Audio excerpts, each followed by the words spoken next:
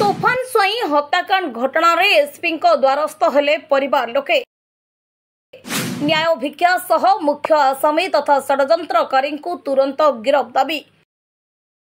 WhatsApp call माध्यम रे साक्षी को धमक देउछंती फेरार अभियुक्त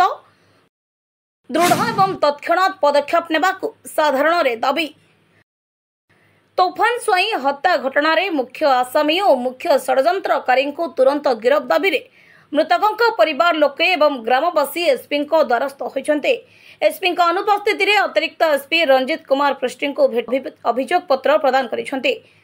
तेबे सूचना योग्य गत जुलाई 1 तारिख रे गोबा ग्रामर तोफान स्वाई को संगबद्ध भावे हत्या करा जायतिला। एनी छत्रपुर थाना रे 405/25 आधार रे एक मामला रुजु करा जाई 20 जनक नाम रे मामला दायर होइछि। एथिरु पुलिस मोट 8 जन को एजावत गिरफ करिबारे सक्षम होइतिबा बेले अवशिष्ट 12 जन को पुलिस एजावत गिरफ करि पारि नाही। सेमाने अबाधरे निर्विघ्न रे बाहरे बुलुथबा नै अभियोग करिसन्ते ग्रामवासी। आसामी माने ग्रामर विभिन्न पिला मानकु व्हाट्सएप माध्यम रे कॉल करी धमकाई मुख्य साक्षी मानकु डराउछन्ते। एनु सेमाने भयभीत रे अछन्ते बोली कहिसन्ते। ए विषय रे छत्रपुर पुलिस को अवगत करथिले मध्य कार्यानुष्ठान निया जाउ नथबा मृत तोफान को बापा कहिसन्ते। अवशिष्ट आसामी मानकु तुरंत गिरफ कराजिबा नै एसपी को एक दाबी पत्र प्रदान करा जायछि।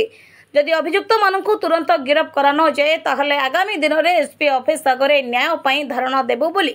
ग्रामवासी कहिसन्ते। तेबे दाबी पत्र प्रदान बेले तोफान स्वाई परिवार समेत गोबा ग्रामवासी उपस्थित रहितिले। राम स्वाई जो मारथिले फेर धमकी दउजदी धमक देगिरी कहजन आउरी 2-3 जन 2 जन को मारिगिरी पकेला परे हमर मन शांति हो। काहे के हत्या करथिले कोन पई कोन जणा नै ताके को पई करचंदी सेयाको ताके दिया जणा आगे डर लागुची। घर समिति को बन गछ भय भीतर हेगिरी बेळ बुडीले घर आउ घर ना एसपी पाखु आइगिरी जड़ेलु कथा जाका पहले आमे गिरफ करू। सुधीर स्वाई तोफान स्वाई के जो हत्या करा जो मैंने मुख्य आसामी अच्छा से मैंने आहुरी गिरफ होती फोन रे व्हाट्सएप कॉल रे समस्त की धमक जमक दौरान ए विषय नहीं आम एसपी सार को जन आसलु करदे से करदे आउ 2 जन को मत ये मर्डर करू व्हाट्सएप कॉल कर तो 12 जन आउरी अच्छा मुख्य आसामी अच्छे चंदन स्वाई नंदन स्वाई पवित्र साहू अमर स्वाई सपन नायक आम सार संध्या घर बाहरी पार्न जा पार्न नारायण स्वाई जी एसपी सार को भेटिया आसलु आमर ये जो तोफान स्वाई जो मर्डर कर विषय नहीं आसलु एसपी सार को प्रतिश्रुति देती आम गिरफ करूँ लेकिन एबे पर्यंत 1.5 मास होगा आज्ञा आम भयभीत जो प्रकार अच्छे तो आम जाचु घर तो संध्या घर बाहरी पार्नु प्लस एबे पर्यंत 5 नक आसामी की आहरी मतलब जो 8 नक पड़ी आहरी 12 नक आज पर्यंत अरेस्ट आम गाँव लोकल ये बरंगर जड़े अच्छी सपन नाग आगे अरेस्ट करी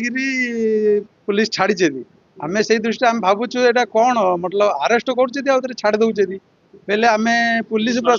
षड्यंत्र आज्ञा फुल षड्यंत्र आए किसी भावार ये हत्या कर गाँव ये नहीं मतलब जिन जो आमर कंगारुगुड़ जो चलिया प्लान थिला से पिला गोटे निर पिला ता विरोध कला कि अन्य लोक को एते जो आपण ये जरिमाना पकाउछथि सेरा पकांदो नहीं से ये नहीं प्लान थिला कि आमे गाँव को पूरा ये करी आम ये चलऊ से एक छत्र शासनवादी करने लेकिन आम से ये मत कह आज ना काली आम छुटू ना जेल रो चंदन कौन आम